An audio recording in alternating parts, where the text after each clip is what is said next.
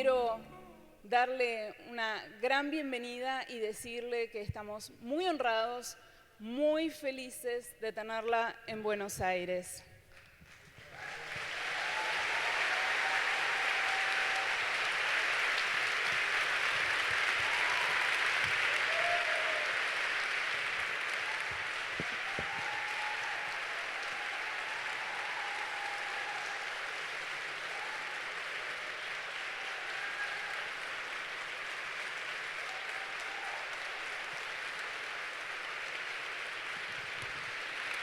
Thank you. Thank you.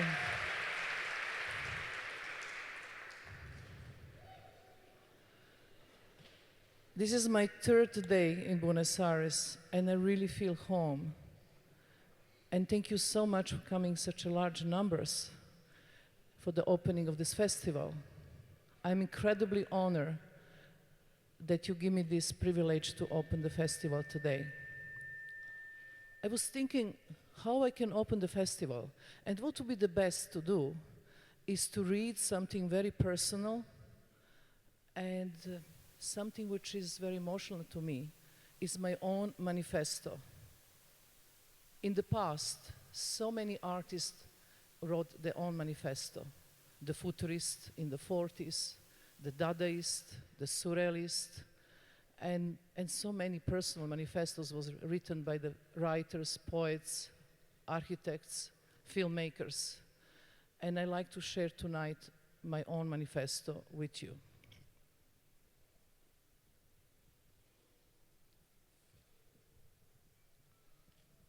An artist's conduct in his life. An artist should not lie to himself or others. An artist should not steal ideas from another artist. An artist should not compromise for themselves or in regards to the art market. An artist should not kill other human beings. An artist should not make themselves into idols. An artist should not make themselves into an idols. An artist should not make themselves into an idols. An artist's relation to the life, his life, to the love life. An artist should avoid falling in love with another artist. An artist absolutely should avoid falling in love with another artist. Believe me, from my own experience. An artist's relation to the erotic. An artist should develop an erotic point of view on the world. An artist should be erotic. An artist should be erotic. An artist should be erotic. An artist's relation to suffering. An artist should suffer. From the suffering comes the best work. Suffering brings transformation. Through the suffering, an artist transcends the spirit. Through the suffering, an artist transcends his spirit. Through the suffering, an artist transcends his spirit. An artist's relation to depression. An artist should not be depressed. Depression is disease and should be cured. Depression is not productive for an artist. Depression is not productive for an artist. An artist's relation to suicide. An artist should not commit suicide. An artist should not commit suicide. An artist should never commit suicide. An artist's relation to inspiration. An artist should look deep inside themselves for inspiration. The deeper they look inside themselves, the more universal they become. An artist is universe. An artist is universe. An artist is universe. An artist's relation to self-control. An artist should not have self-control about his life. The artist should have total self-control about his work.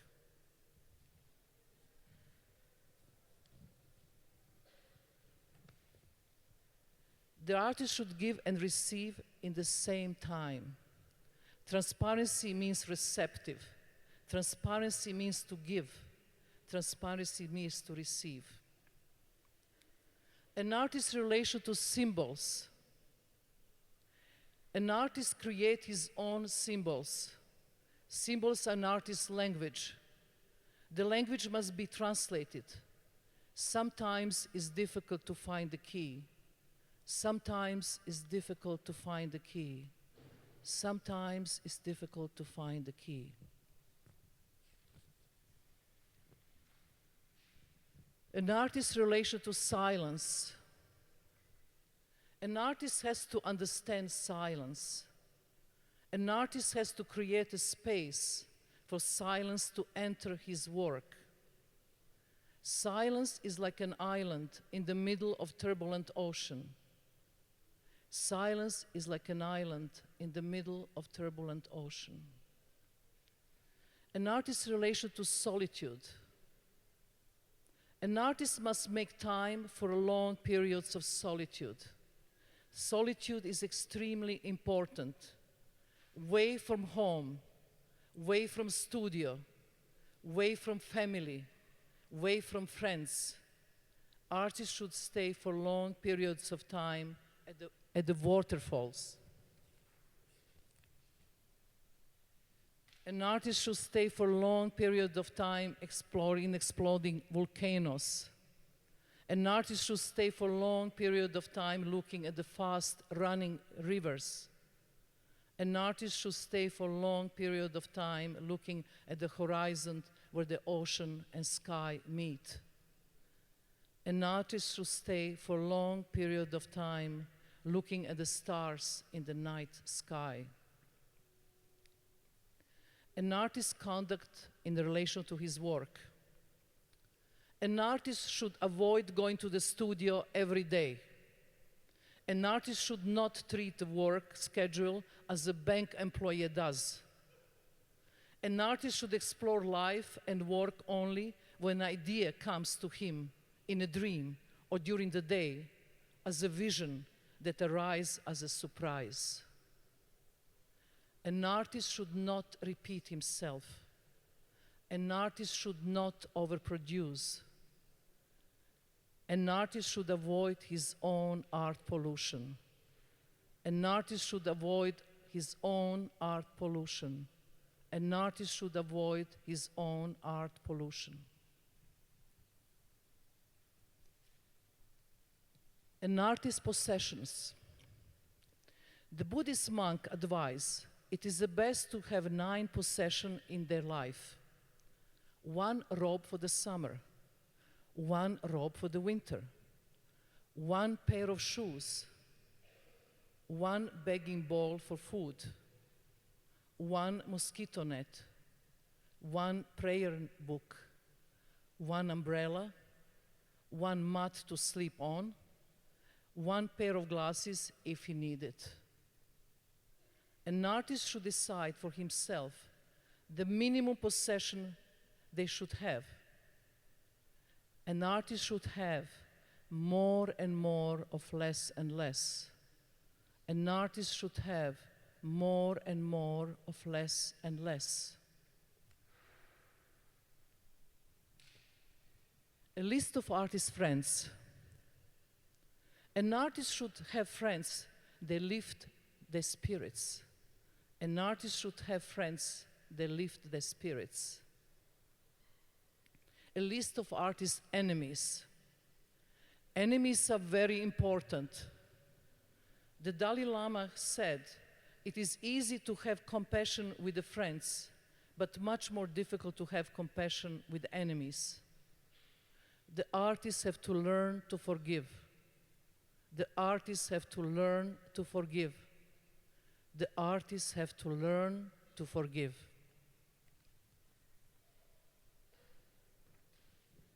Different death scenarios. An artist has to beware of his own mortality. For an artist, it's not only important how he lives his life, but also how he dies. An artist should look at the symbols of his work for the sign of different death scenarios. An artist should die consciously without fear. The artist should die consciously without fear. The artist should die consciously without fear. Different funeral scenarios. An artist should give instructions before the funeral so that everything is done the way he wants it. The funeral is the artist's last art piece before leaving. The funeral is artist's last piece before leaving. The funeral is last art piece before leaving. Thank you.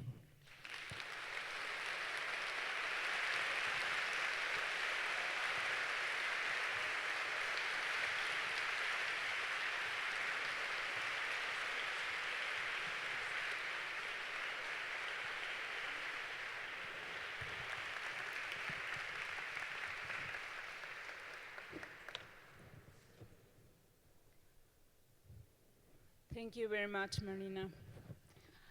Voy a hacerle las preguntas en inglés para facilitar la comunicación. Y también les quiero decir que tienen unos papeles sobre las sillas donde pueden escribir preguntas que vamos a recolectar luego. Then, Marina, we are in the opening of a Bienal of Performance. Then my first and obvious question is, what do you think it is performance? I know that I have a conversation with you, but audience is here, so I will go to answer this question in this direction, if this is okay with you. Right. Question of performance.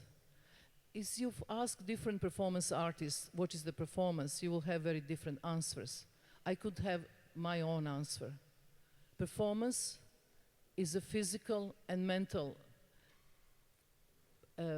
strategy, is a physical and mental construction that you put yourself in a precise time and place in the front of audience, and then the energy dialogue happen with the audience, which is important performance to know is the living form of art, is the time-based art. You have to be there to experience, and the first of all is immaterial form of art.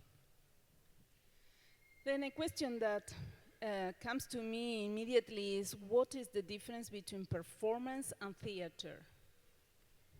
I answer these questions that, you know, is really very, very clear.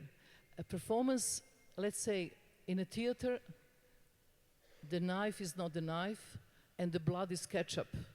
In the performance, knife is knife, and blood is real. It's a big difference.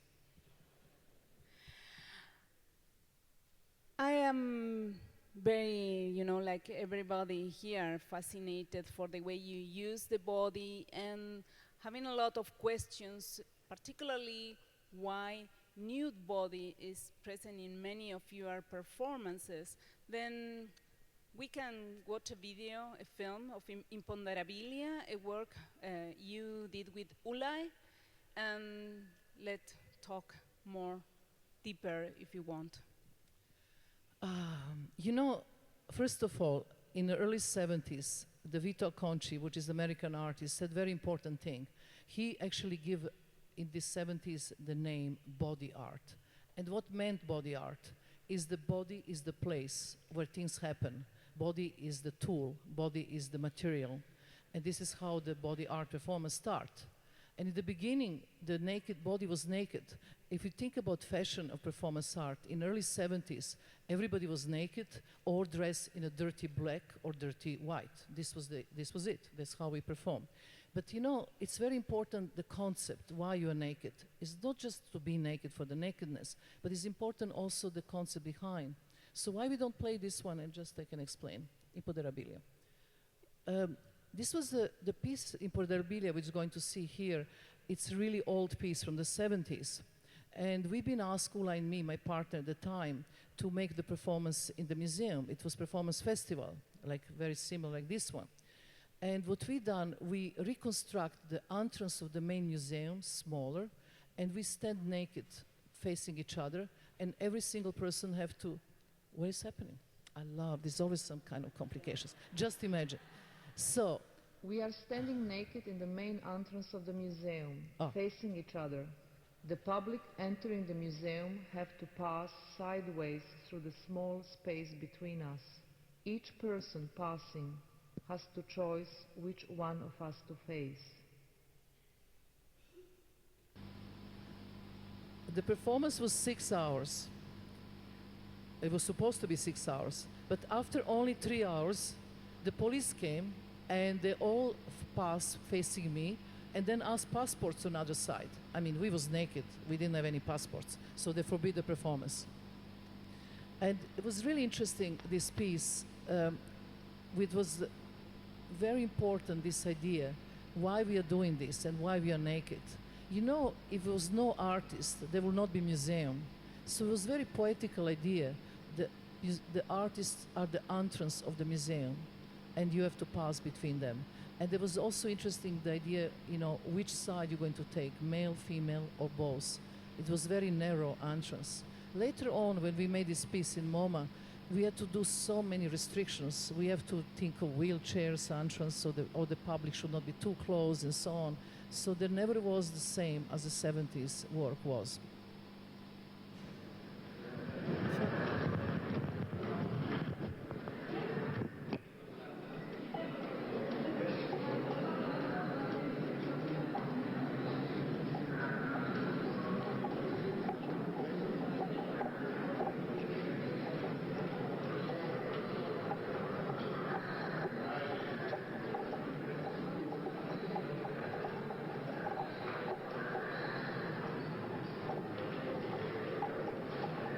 In this piece, maybe put some.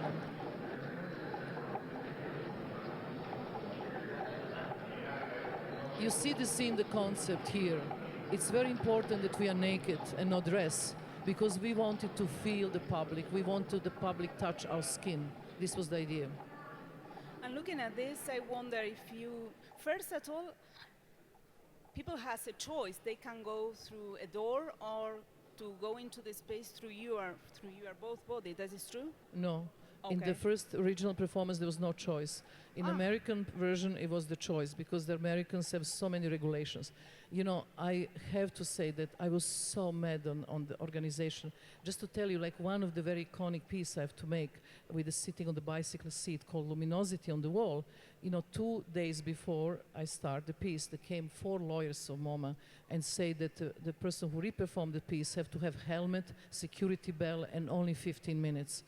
And I have to write a release form for $1 million if something happened. I just sign everything, just to do my way. It looks like art in the 60s and 70s has more freedom than in the present, no? Or that even you can do things at that time that you can do anymore at this time, no? But I think it really depends for the countries. I mean, right now I'm curating the performances in Brazil, and it's very much possible. Everything is possible. Nudity is possible. But if you think in Americans, when they, in the time of Iran wall, they will show the nipple by chance of Janis Joplin on television, everybody was talking about this, and the war was not important. There was just a kind of, you know, moving the real important subjects to somewhere else. And, you know, Italy is still possible, but let's say in some other countries it's restricted, like Japan. You can't show the pubic hairs and stuff. So different countries, different restrictions. I think you're pretty free here. How do you feel in this situation, being naked? You have some consciousness about the body of other people. How was your experience, you know, being there nude and exposed in some way?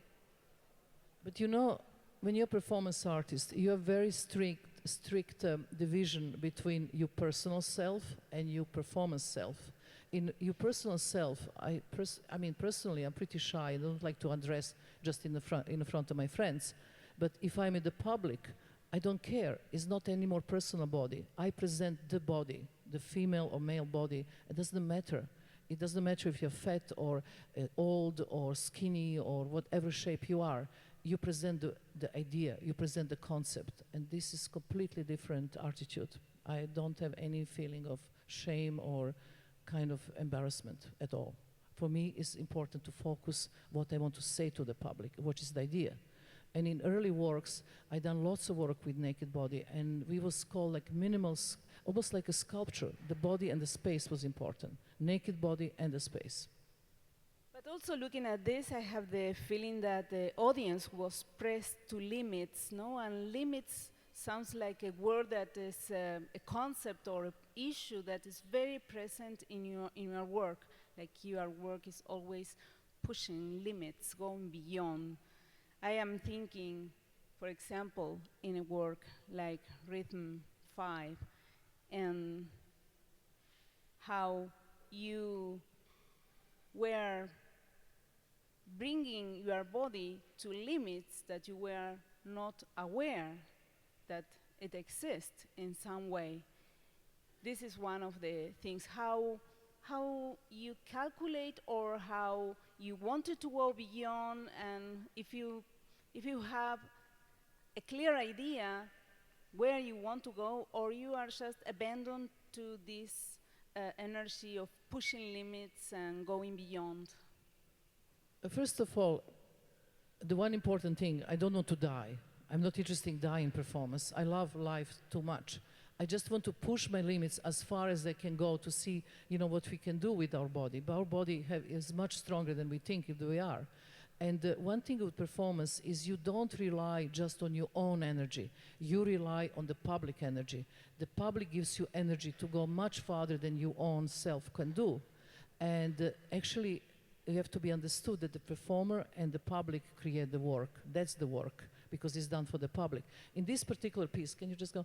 It was, I had a little accident because I never worked with fire, and I lie in this star, and only after, actually the fire, which was 100 liters of gasoline, just took all oxygen away. So I actually lost consciousness. And the one doctor understood that when the little flickers of fire was falling on my leg, I didn't move, that actually didn't have consciousness and took me out. So I was extremely actually angry that the body have the limits. But anyway, I was more careful next time. And it's a ritual element in the piece, no? Can you explain us why you cut your hair and after your nails and after you put them on the fire and then you lay down in the middle? We are talking Yugoslavia. We are talking in 70s in ex-Yugoslavia and Tito regime, and communist 5-point star was everywhere. It was on my certificate of my birthday. It was in every school book and so on. And in a way, to me, was to rebel this whole thing, my situation, my family, because my mother and father was born partisans, and to rebel, just to rebel, to find my own way. So I actually burned that star, and I cut all my hair and all my nails and throw in the star. In the way, this was the idea of some kind of sacrificing myself and being free from the star. Later on, I cut the same star on my stomach. That's, you will see later.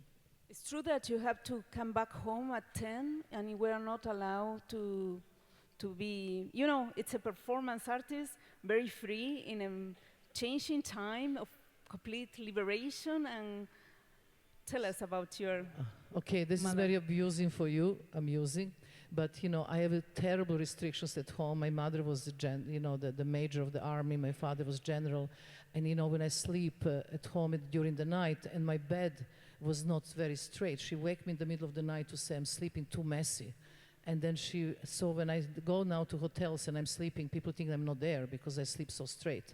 Very, very well trained. But also, she will never let me go out, even I was 29, 10 in the evening out. So I made all my performances before 10 in the evening. And finally, when at 29, I left the family and went to Amsterdam. And she went to police and she say, my daughter, escaped. And then the police asked, but what is her age? But the guy said 29. He said, Marina Abramović, we have much more important things to do. Go home.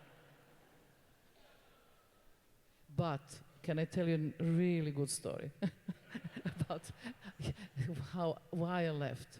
So I was 29 and I had a show in the museum already with my works. And everybody was celebrating my opening, but I know I have to be 10 at home. So I went, 15 to 10, just to be a little early. So I arrived, and the house was completely dark, and I said, oh my God, she's sleeping, great. So but I opened the dining room, and there she was sitting. She looked like Margaret Thatcher completely. Double-breast suits, big brooch, very strict. And she was sitting in the dark, completely mad, and I didn't know why. But somebody called her during my opening and say, your daughter is hanging naked in the museum. And this was it.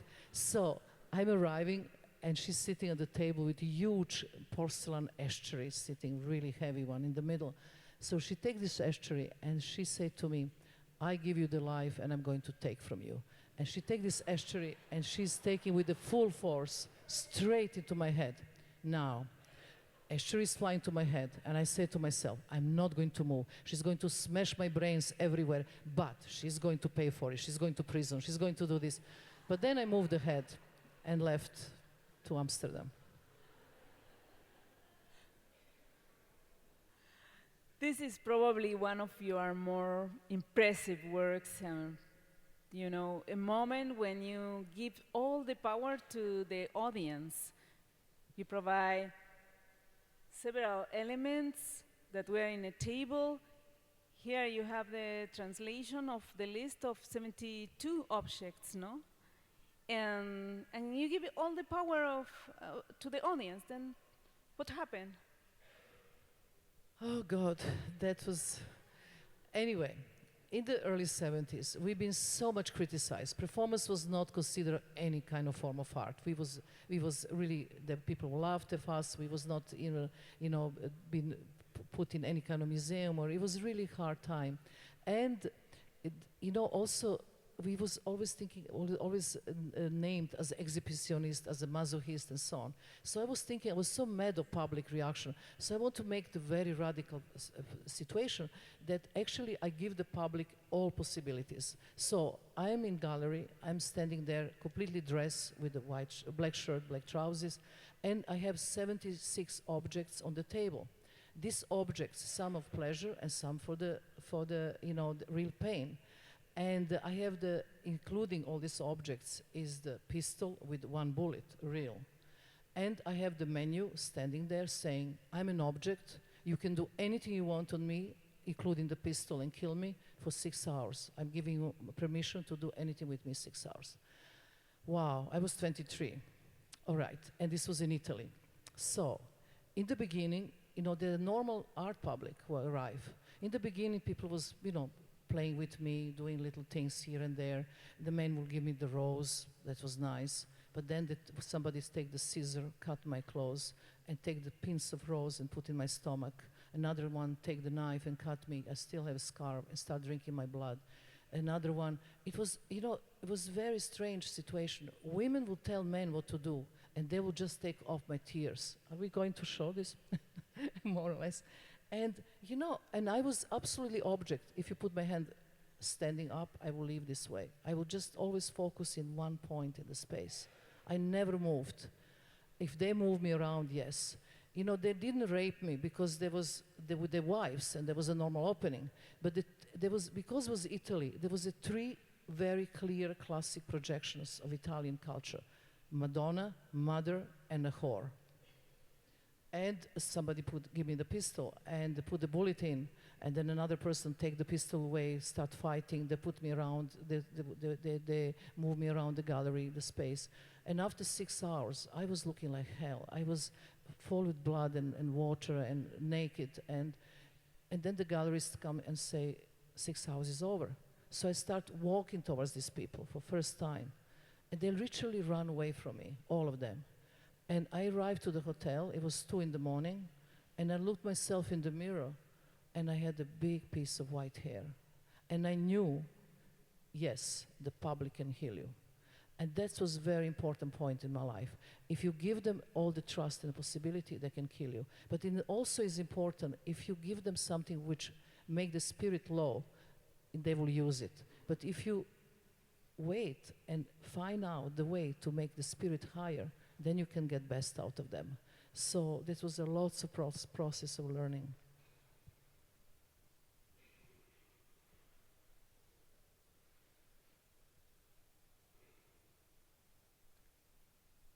There are some images where you are crying. You feel really disturbed. You know how you can separate for what people was doing when you were so vulnerable. They are exposed to whatever they wanted to do with you. But this is what makes you a good performance artist. Exactly that. You can't be romantic about yourself because it's not about you. It's about the idea that you're presenting.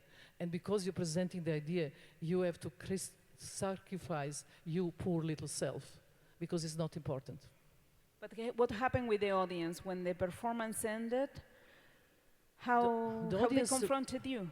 The audience ran away from me. Nobody wanted to talk to me. They ran away, and next day they will call gallery and they say, I didn't know why I'm doing this. I don't understand why I did this, but I did it. It makes me think that people can do whatever you can imagine and became into a more violent and violent because there was a bullet in the gun when they put the gun close to your neck. That's true? Yeah, it was little detail. It was the bullet and the gun. It was real. It was real. I could be killed. But I wanted to take this risk. I want to go, you know, when you're young, you're very, very enthusiastic.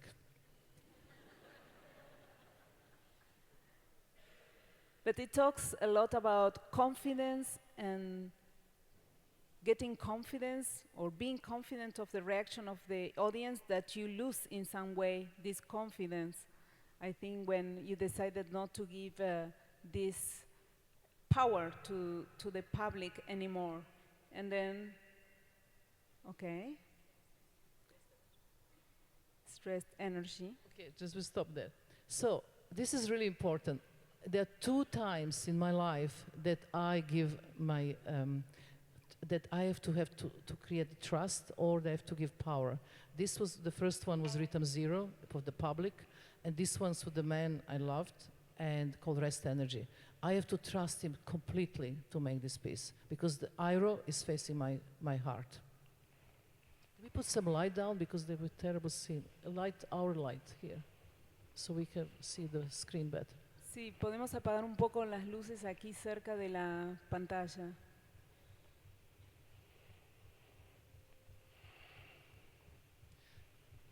The stage light down, please. Las luces del escenario, si las pueden apagar.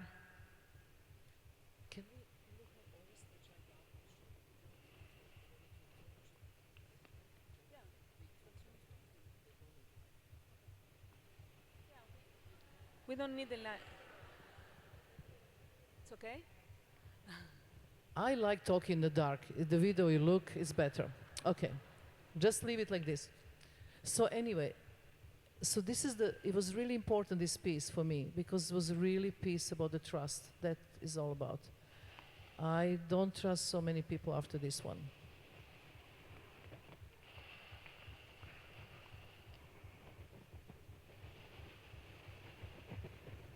The only sound that you don't hear so well is the sound of 2 hearts beating. We have tiny microphones in both hearts, and the sound of hearts becomes stronger and stronger as the adrenaline is rising up and up and up. Okay, let's go next. Why the arrow is to you and not to Ulay? I have no answer. That's how it was arranged in our relationship. But I have the feeling always You have to ask Ulay for this. It's not fair to answer this question without him being here. But I have a question that I can do to you. Anyway, when we split on Great Wall of China, and he been asked this question, why Iro is facing me and not him, his answer was, because her heart is my heart too. How romantic. Ha. But even so, I have the feeling when I saw some performances, for example, this performance when you are, like shouting each other, that till to be completely exhausted, I have this feeling that, it's a kind of power relation, something that could be thought in gender perspective, something feminine and male, kind of confrontation, because you stay longer than him. But we're not going to do into this now. No, Okay. because now we are discussing who is better, who is more longer. But this was not the point of our work. First of all, we met in Amsterdam in 1976, and we met on our birthday. We was both born the same day, which was quite auspicious. It was really something special. And then we decided we're going to work together. And it was important in that time that we work with this idea of male and female, putting together and creating something which we call that self, which is not male, not female, but it's a kind of third element, that self. And it was incredibly important to give up the egos. It was not important who is giving ideas to this work together, or who is better or longer. We have two different attitudes about ending. You know, woman takes more pain than a man, this is clear, but doesn't prove anything. So I didn't want it to go into this, you know, to division. And public was the one who dividing, or critics was always looking who is stronger or not. But really, that was not the concept of the work. Concept of the work was to create that self, the ego melting in one. And let's show the if you want. Oh no, this is another piece. Okay. Yeah. Oh God, this is. Okay, this is hardcore and difficult piece. One of the most difficult, you know, and complicated. I'm mostly minimal, but this is get complicated. Then this piece, it has also this processional or ritual thing, no? Because you were eating honey first and wine after for several minutes, and even how long it was this? So this piece, Lips of Thomas, it's interesting piece because it's autobiographical and have different elements. It's elements of the Christianity, Orthodox Church, which I was grown up with my grandmother, but then also communist, which is my mother and father. So there was kind of mixture of all these elements from my own life. So here I am, you know, I'm eating 1 kilo of honey, I'm drinking 1 liter of wine, I'm breaking the glass, I'm cutting the 5-point star on my body. No, and then I'm whipping myself till I don't have pain anymore, and finally I'm lying on the cross of ice, with a heater above me, heating the bleeding star, and I am freezing, and then the public run to me. This time, you see, public helps. He comes to me, and after 30 minutes lying naked, actually took me out and put the winter coats over me and saved me from the ice. Sometimes public do good things. How long you were in the ice? The performance was 1.5 hours, but my lying on ice, it was 30 minutes, wow. Which is kind of pretty long. And whipping yourself, also this was part of the performance. It was really, idea was about pain. You know, the whole thing about my early work is we are dealing with 3 basic fears of human body: fear of pain, fear of suffering, and fear of mortality. And then, you know, if you look in art history, everybody is dealing with this. All the paintings, crucifixions of Christ, and all this is dealing with these ideas. So here I'm just dealing with my own body, because if I stage pain in the front of audience and use the energy of audience to push this fear away, if I can do to myself, you can do too. You can confront your own fears, whatever they are. So this was the idea. It was the idea that you actually go beyond pain and to elevate your state of consciousness. In old rituals from all kinds of ancient cultures, name it from Indonesia, walking on the fire, or Aborigine, Tibetans, shamans, they did so many hard ceremonies where the body goes through extreme pain. And why? Because of that reason, to actually get rid of fear of the pain, liberate yourself from the fear of pain, and elevate your consciousness. So that's the reason, it's nothing else. And I will never do this at my home, because I never have this kind of energy. The public gives this kind of energy. And it's getting something spiritual through a process of the body. I mean, more or less. Yes. Spiritual is such a dangerous word if you use in the arts contest. I always been criticized, so I'm not using spiritual at all. Okay. I'm using consciousness instead. Consciousness. It's one of the key words, and this is for 7 Easy Pieces. You reenacted one of your historical performances at the Guggenheim 2005, And I know that there are artists that disagree with this idea that performance could be reenacted, and they think that historically they should be studied through records or through archival material. Then why did you decide to reenact your historical pieces and some other ones historical pieces?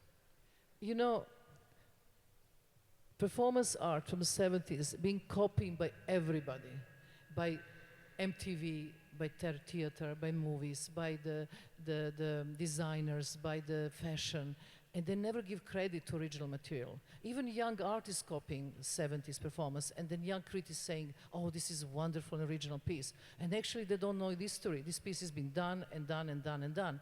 So I was fed up with this. And you know, I'm one of the few artists from this generation who actually have to do something about that. This is why, oh, can you change this one? Can you, this is why I decide actually to make some kind of statement. And in Guggenheim Museum, I wanted to re-perform 7 pieces. I called all the work 7 easy pieces because they've all been extremely difficult. I asked artists for permission. I ask artists to pay for the rights, the same as you take piece of music or you take, Bach and you make techno Bach, you have to still pay for original. Then if the artist is dead, you ask his foundation to do it, permission, and then you make the piece which referring to original material, and you can put your own ideas. So each of these pieces I perform, even if the work originally was 1 hour, 2 hours, I perform 7 hours. I perform 7 days, 7 hours each piece, which was pretty difficult. And which was really important is to kind of give this lecture of dignity.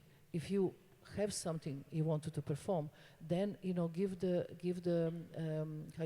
the credit to original material. And it was really important to me to make this statement. And this is the result. I perform here Gina Pane. Can you press? Gina Pane piece, which is this piece originally was 28 minutes. I performed 7 hours. I asked Chris Burden to perform Crucifixion of Volkswagen. He said no, and instead I performed Joseph Beuys' piece. And they're extremely difficult to perform. 7 hours this piece is not easy, I tell you that. Joseph Beuys' piece is a very important piece, which is talking to the dead hare, to dead rabbit about art. And only thing I had about this piece was literally 1 photograph. So I call, and he's dead. So I go to his wife, and I was actually sending her the letters from Guggenheim to ask for permission. And every time she would say, no, we don't give permission. And then I decided to go personally. Because for me, when somebody say no, it's just the beginning. Then I'm interested. So I took my luggage. I go to Düsseldorf, it was snowing, it was really cold. And I ring the bell. She opened the door. She said, Frau Abramović, my answer is no, but you can have tea.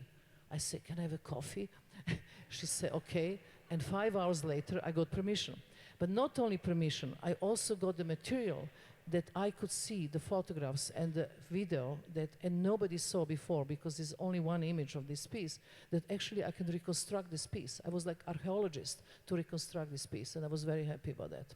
So this was really important to do that kind of archaeological statement. This was really disturbing piece that, any of these pieces I never saw in my life, but they're the pieces who are really interest me, and I want to re-perform them. Because performance is a living form of art. If you don't re-perform, it's dead. It will be dead in the photographic images in the books and the bad videos from the 70s. You don't have any material. So this one, Genital Panic from Valley Export, is very disturbing, difficult piece which she made in the early 70s, where she had open crotch and machine gun. And, and I asked her, and she said, I'm very honored you can perform this piece, which I did. And she did in the same way because you were standing and sitting several hours. It was exactly, you make a reconstruction or you make a new version, reinterpreting it?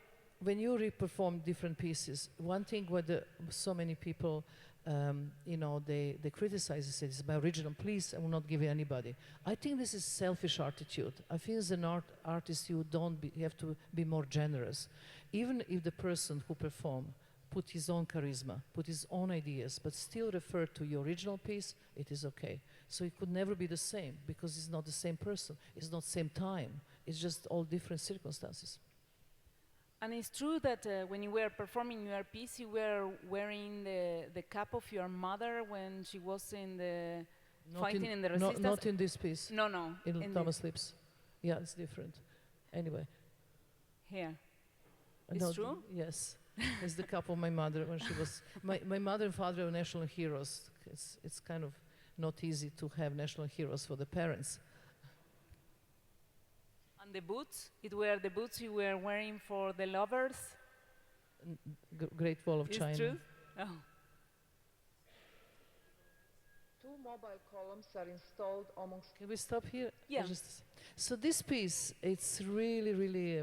I want all lights off, please, because this is old video from 70s, so quality is terrible. Can we switch Si the lights? pueden apagar todas las luces, por favor. Why is interesting this piece? Because in the early 70s, there's a very little audience. We always talk about nostalgic of 70s, but in the 70s you have 10 people, 20 people, 30 people maximum. And that's not easy to have such a small audience. But then, in this piece, this was made in Documenta in Kassel, we had more than 1,500 people audience. We decided to make the piece in the garage of supermarket. And there was just the metal columns, the concrete columns. We decided to move these columns.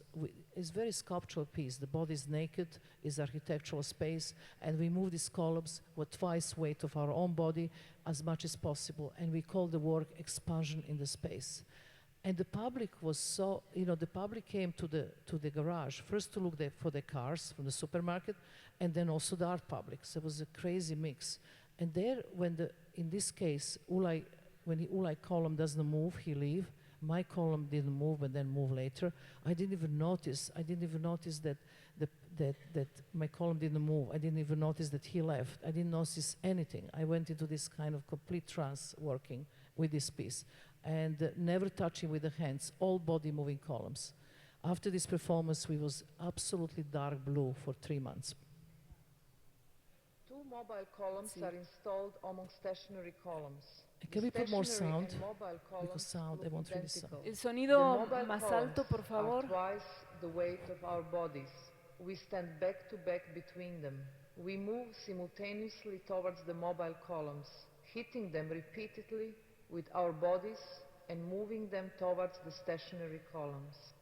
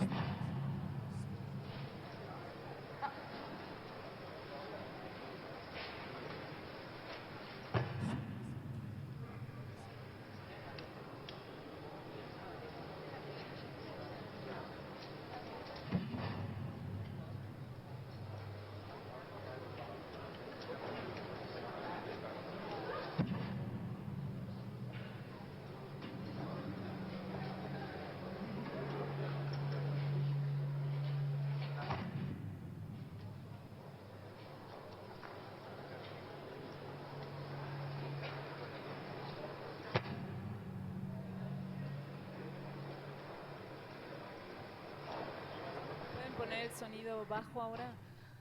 I have a question because I see that in the performance that people get like a little bit desperate. They claps, no? Like they want to stop. Even someone put in front of you, like trying to stop you. And then how you solve these situations when audience wants to stop the performance and you continues and you want to go to the end? One thing is important about performance is the time of performance. When you said, I'm doing performance between this period of time and this period of time, it is 5 hours, 10 hours, or 3 months, everything what happen in the time of performance is a part of the work. If it's earthquake, or electricity stop, or somebody come to stop you or not stop you, whatever is happening in that moment is the part of the work, because you make this mental and physical construction that you enter in, and that's the time of performance. So, you know, I don't care. That's the part of the piece. And I have some other question about something that it's very present in your work, that is repetition. Repetition of the same movement, repetition. And repetition looks like to be a concept or a notion contrary to the idea of originality or being the first, you know, something that is very valued in our Western culture. And even, you know, with the industrialization and Fordism, you know, you see, do you remember this film by Charlie Chaplin, Modern Time? When the worker is repeating the same movement and repeating, and after when he left the factory is continues doing this movement, then this negative aspect of repetition.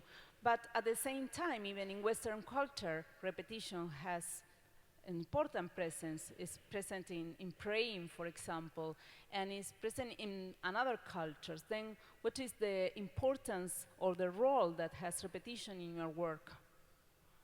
But you know, everything is a context. If you work in the factory and then you can't stop repetition, this is the product of the being overworked, and you are there for the money, and there is no part of your concept. So there's absolutely irrelevant for art or for the rituals or for the ancient culture who are completely based on repetition. I mean, the Aborigine make the sand drawings and very elaborate costumes for ceremonies, and the moment it takes months and months to build it, and the moment the ceremony is finished, they just leave everything in the sand, and the wind comes and blow. And even next 3 months, they have to do again the same work again. They will never keep it. They will never actually preserve it, because the process is more important than the result on the end. The process makes everything. So, you know, in my with my practice with my students, I will give them simple exercises. I will ask them to open the door of their own house, but you don't exit out and you don't enter in. Just the action of opening the door, and you open as slow as possible, and you open for 10 minutes and 15 and 2, and when you reach 3 hours, the door is not the door anymore. The door is the space. It's much larger image, it's much larger concept, and something in your mind take place of the change. So that repetition is the repetition I'm talking about. And this work is very impressive for me, because it's probably the work in which you are more close to political art and connected with something that was happening at that time, no, in the Balkans war, and a lot of violence. And at the same time, I find that it's not reference. You are scrubbing these cow bones. I think that 1,500. By the way, they came from Argentina. And I think that it reminds me the universal value or the universal power as the Guernica has as an image, no? And then what you were trying to prove with this work you were doing again, repeating and in a ritual way in this moment. But what do you think I'm trying to do? Well, the feeling I have is that repeating, you are bringing the audience to go painfully to the process, to be exposed to this image that is cruel in some way, or is proof of cruelty that happened before, because these were cows alive, and now they are dead. And at the same time, you are sacrificed now, that you are giving all these hours to clean these bones. And in a way, I think that cleaning the bones could be interpreted as a way to clean violence from the world, and in the field of art, and playing with the power of art, trying to change something very painful that was happening at that time. God, it's a long story, this piece. Anyway, we are talking war in Balkan, and I was asked to do something as a comment, and it was really difficult for me because I'm ashamed of this war. It's too close to me, and took me a long time to find out. Can we go back to the big one? I was just to find out, the right thing. So I went to ex-Yugoslavia, and I made 3 interviews. I interviewed my mother, my father, and the man who catch the rats for 35 years of his life. And the man who catch the rats told me the story, who became a part and essence of this piece, Balkan Baroque. And this is the story. The man said that rats are very intelligent human beings. Rats are very intelligent animals. And you can't really catch them easily. But the one thing that you know for the rats, that they never kill the members of the same family. They never do this. And rats always have these teeth growing, and they always have to ground and eat something, because otherwise the teeth is going to suffocate them. So what the rat catcher is trying to do is to create some kind of monster wolf rat, who will be super rat. And this is how he's doing it. He will fill the water with the rat holes from the same family, and you wait and catch the rats coming out. And we only choose the male rats. And it would take 30 to 40 male rats in a cage. And then you close the cage and only give them water to drink and no food. So now the teeth start growing, and they start, facing suffocation. So what they will do, even if they will not eat the member from his own family, they're forced to do it. So they will eat the weak one from the family, and another weak one, so till the only one rat is left in the cage, the super rat.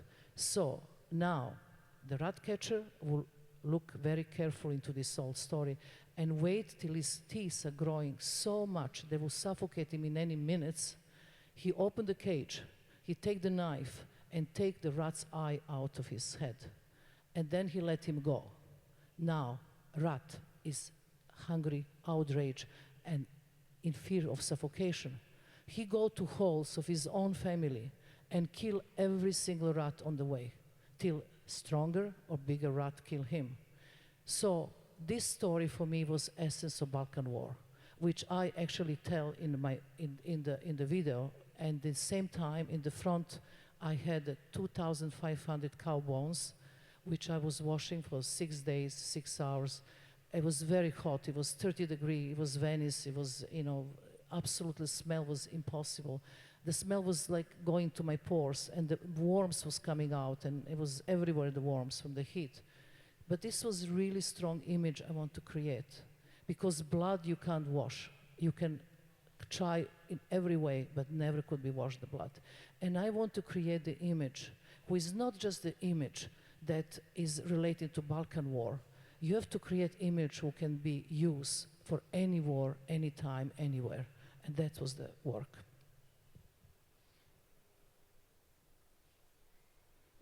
This is also, or could be thought as a long durational work. Long duration is very important in your work, but probably this is one of the longest works you did when you walked the Great Wall in China, and with Ulay coming from the ocean and from the desert, and meeting, in the middle and saying goodbye. And I see always these images, and I think, well, so beautiful in this immensity, in the huge landscape with you the see solitude. me very little red up there.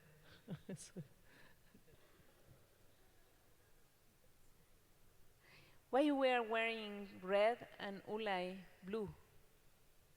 Wow, Every story is so long in my life. Anyway, Chinese wall. So we wanted to walk Chinese wall, each of us from different end. He as a male from desert and wearing the blue as a water contrast, and I'm walking from the water and I'm wearing red as a fire. And we're supposed to meet in the middle after each of us walk 2,500 kilometers and then just to marry it and make one great work of art together. 8 years, Chinese didn't give us permission. China was closed completely to the foreign countries in those times. Took us so long. Our relation completely fall apart. The Chinese say yes. We was on the end of our relationship. But we didn't give up that easily. So we say, okay, we're going to walk anyway to say goodbye. And that's what we did. And took us 3 months. And it's not longest duration. It's just one of the long durations. Big, dramatic love story. And then a friend of mine said to me, this is crazy. Could you just make phone call?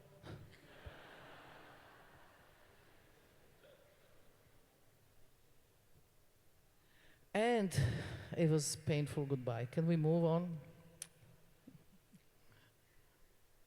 Okay. Then this is the longest durational work at MoMA? No, same. This was 3 months, this is 3 months too. Okay, the Only, same. you know.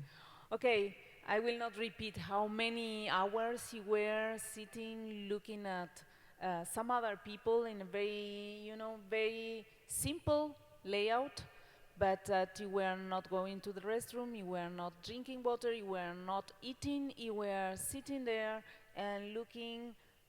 Thousands of people went to your retrospective. I really think we should go fast through this work because I think it's so being reproduced everywhere. People know about it. Who cares? Just we go. It's a big show in museum. Was my retrospective. I decided to make 3 months performance. I sit 8 hours a day for 3 months and 10 hours on Fridays. I never move from the chair. Public can sit any amount of time in the front of me. And lots of things happen. Actually changed my life. But I think all public know about this work. I really am sure. So I wanted to not to talk about it. Why this experience changed your life? It's just because I experience unconditional love for every single person sitting in the front of me. And the love, open heart. And it's incredible feeling of gratitude. It was there when you thought to begin or to create the Marina Abramović Institute? Yes. I stand up from this chair and I say, just to be an artist and doing work is not enough. In a certain age, you have to have much more responsibility. You have to really believe in something. And the good idea have long life. So my good idea is to create institute for preservation of performance art, institute for immaterial form of arts, which is, everything, film, opera, video, performance, dance, theater. And also to create the conversations with art and technology and art and science, and to see where we are going into our future. What is the human being doing now in this world? Can we change consciousness of human beings? Because the only way to change the world is change personal level. You have to change, I have to change. And it's so easy to criticize how things are wrong in this world. But we have to always ask ourselves, what are we doing? And for me, it will be this institute. Institute will happen in Hudson, which is 2.5 hours from New York. But institute is just a building, but institute can be anywhere. Right now, my institute is in São Paulo, which we are working. Then it's going to Australia. My dream is we are bringing institute tomorrow here for 2 days. So all of you invited to come and experience and see what does to your own life. Can you use any of this, what we are proposing you, to change your life? Why you request people to sign a contract? Oh wait, when you go to institute, you have to sign contract. I love contracts because in this contract, you have to give me the word of honor that you're going to spend 6 hours in the institute. Because if I give you the time, if you give me the time, I'm giving you experience. If you don't give me anything, I don't give you anything. So 6 hours word of honor. But if you don't respect your word of honor, it's not my problem, you leave. And then after 6 hours, you get certificate of accomplishment. You can frame in your wall. So you come in and you're like a laboratory. It's very important. I like this idea of lab coats because lab coats make the change between you as a normal voyeur or the public into experimenter. Immediately it's very democratic and everybody's the same. And you have headphones not to listen to something but to block the sound, to actually create silence. And you have to have your phones, your telephone, your computer, everything in locker. So you're getting free time for yourself. So different experiences, just drinking water will be one, consciously drinking water. Let's go fast. This is slow motion walking. You're going to experience tomorrow, starting 10 o'clock, the magnetic chambers, crystal chambers, sound chambers, eye gazing chambers. Why crystals? Huh?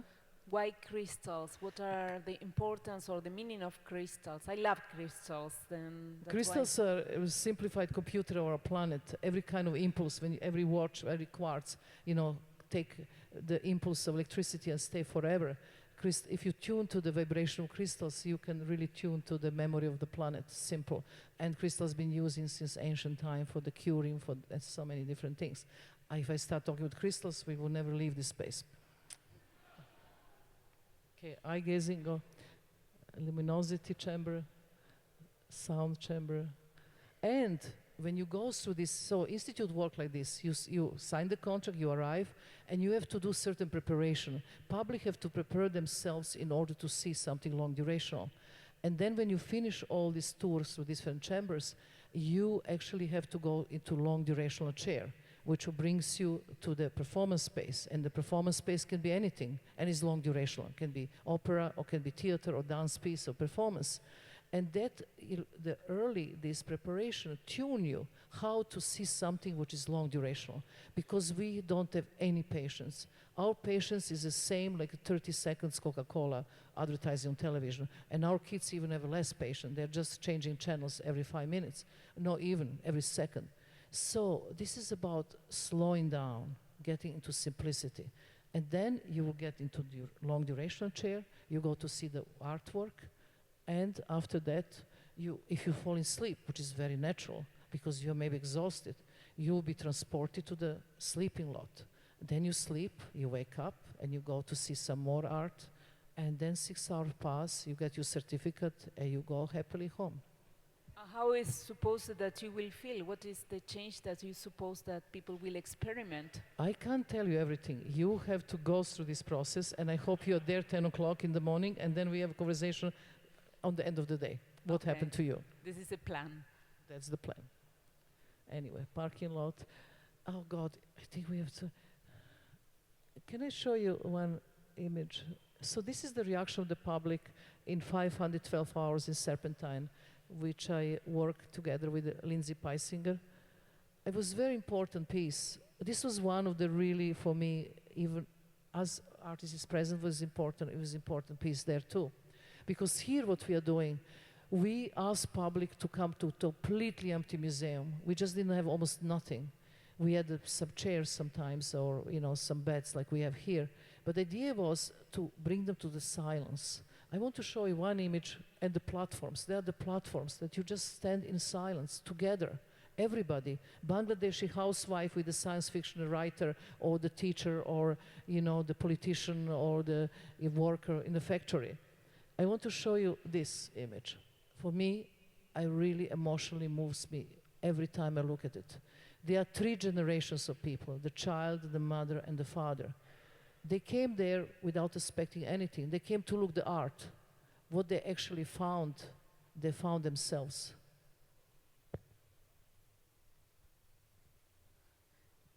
It's very interesting that people is touching, no? Also, like the body contact. I'm interested in working with the public in so many different ways. In the beginning, performance was like this. Public is sitting like you doing now, and stage performance is performing. And then, become impossible, because if it's long duration performance and performance is boring or is not good, then you can't leave because it's your friend, and then you kind of, never want to see performance again and so on. So, in the second stage, in the 80s, decide to remove sitting situation. So performance is happening in free space, but you are free to go there for 1 second, 3 minutes or 3 hours. Who cares? You are not forced to be there. You have your free time to decide how much interest you want to project into the work. And then in the MoMA situation was one-to-one, you know, one-to-one plus the public watching. And here is the public is doing the piece. The artist is blend in. That's the difference. Blindfold situation, blindfold. When you cut sound and blindfold you, the only what is left is smell and touch. And that's another interesting connection of total strangers. And also, I was experiencing this performance, and I have this feeling that it was like sculptures in the space, no? The bodies creating sculptures. We will have the opportunity to do that experience the next 2 days. Yes, I don't want to speak of experience. Experience you have to do. You can't talk before. You know, you have to experience yourself. This is the end of the show, of this one. No, I want to make you another question about why you love so much tango. Then it is a video that maybe we can see of Marina. No. When I was 50, I made this birthday performance. I want to learn desperately tango. I mean, this is so sensual and so nostalgic. And I don't know, I love tango, that's it. I don't need to explain, I just do. Oh wait, this is art piece actually. I made this piece called Insomnia. Then I split with Ulay. I was very heartbroken, and I decided not to sleep in the night and lonely dance tango. This is so tragic, but I love drama. So, but can we put some music? And the music is not even tango music. Music is Tunisian tango. So I mixed everything up. Where's the music? La música, por favor. Can we have a really big music now? Strong. Muy alta, muy for alta. the ending this. More sound. Oh no, it's finished. Oh no, it's going to. And light off, please. Si apagan las luces, por favor. And don't judge me. I'm not perfect.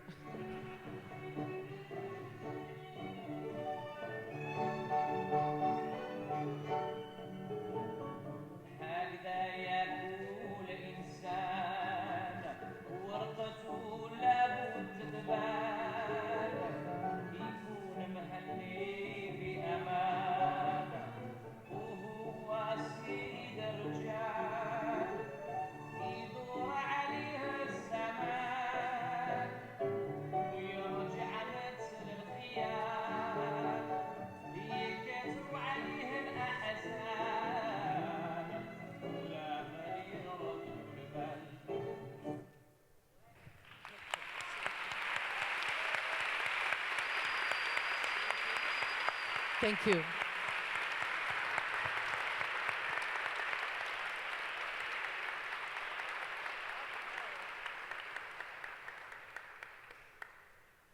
I know that we have parties, so let's make this short questions answer. We took too long talking about me.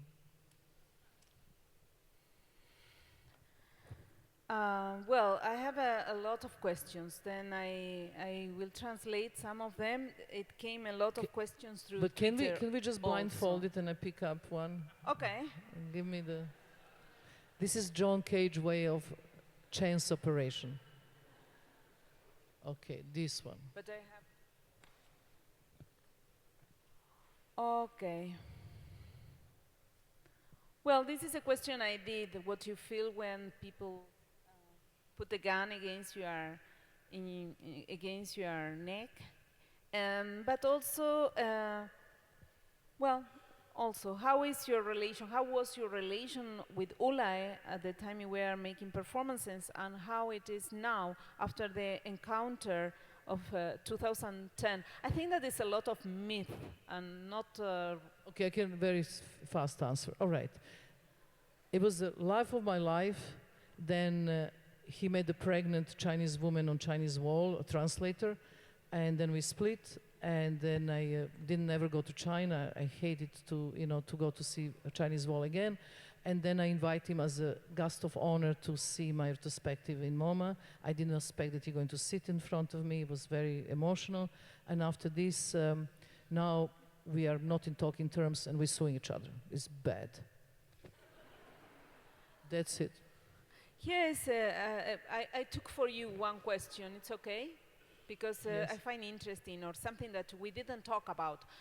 What shamans, do shamans you meet think about the future of human society, and why you work with shamans? Okay, I don't know what the shamans think about future of society, but I really know that I had the really opportunity to talk to His Holiness Dalai Lama, and he said, His Holiness Dalai Lama, that he doesn't want to reincarnate in the next time soon, because we're going to go through lots of dramatic time, especially our planet.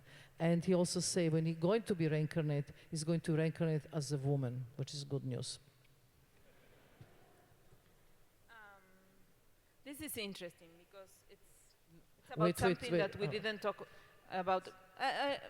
I think that this is interesting because it's a question that some people did to you before, but we didn't talk about that. If you feel something particular being a woman artist, no? If it's that you consider that your art is reflecting in some way the feminine being, or it's human being just.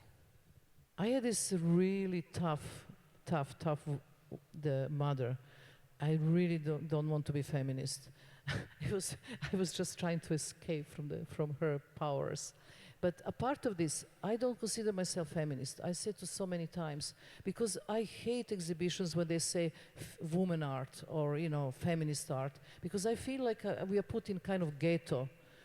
It's very simple. The art doesn't have gender. Doesn't matter who is making art.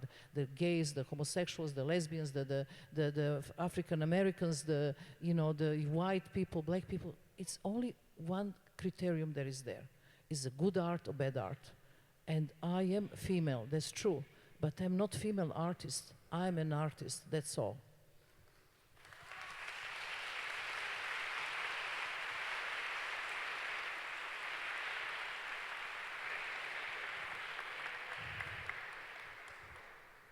We can have a long discussion about that, confronting different positions, but let's do later.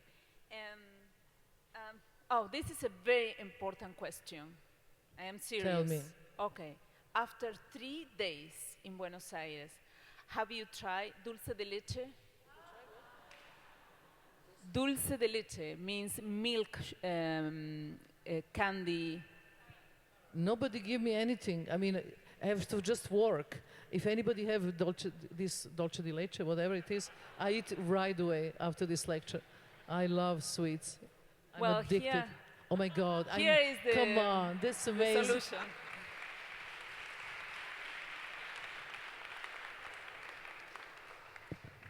Teatro Acción, you're fast. Wow. Thank you so much. Marina, this is something very Argentinian, alfajores. Alfajores is some sweet cake, yes, no? With dulce de leche inside. Can we do conversation fast, because I can't wait and I can't talk and eat at the same time. And they are sending this because they love you so much. I love them, and this is wonderful. I feel like birthday. I can't open this. They are Eduardo and Veronica. Thank you so much. I really make my day.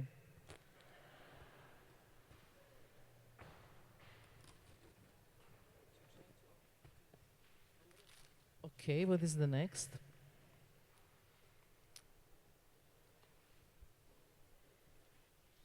Now we go to yellow. Is this kind of special VIP? Okay, someone is asking you. Wow, but this is big. Yeah, it's too big. Wow.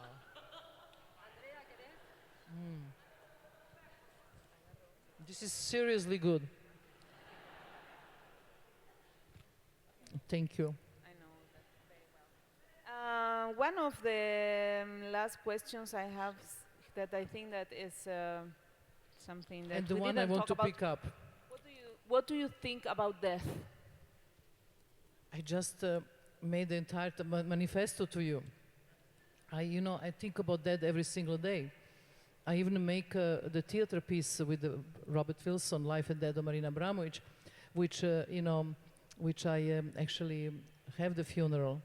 And I made, with lawyer, the statement that I want to have 3 marinas, 1 real, 2 fake, and bury in the 3 different parts of the world where I live the longest, which is Belgrade, Amsterdam, and New York. And they have to be absolute celebration. Nobody wear black like me now, only the bright colors. And everybody have to sing the songs which I love, the Frank Sinatra, I Did It My Way. And it's going to be really celebration of life. Because, it's very important to live well and to die well. Probably this is the last question I want to do. What is more important? This is coming from Twitter. What is more important for you, art or love? Okay, this is a difficult question.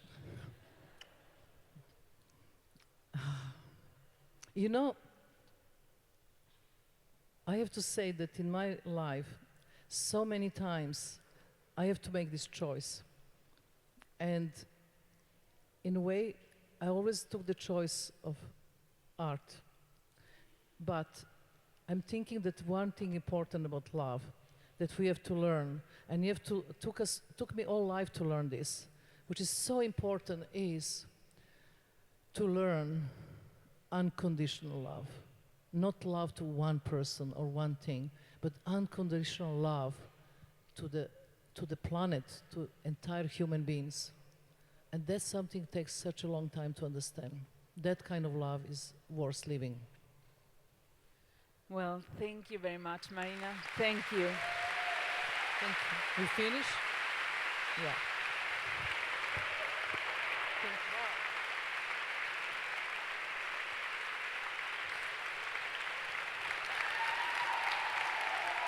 Thank you. Wow.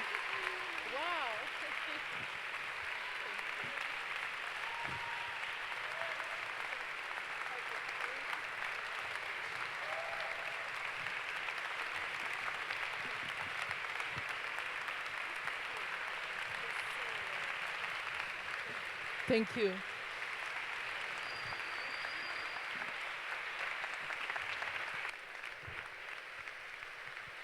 Thank you. Thank you.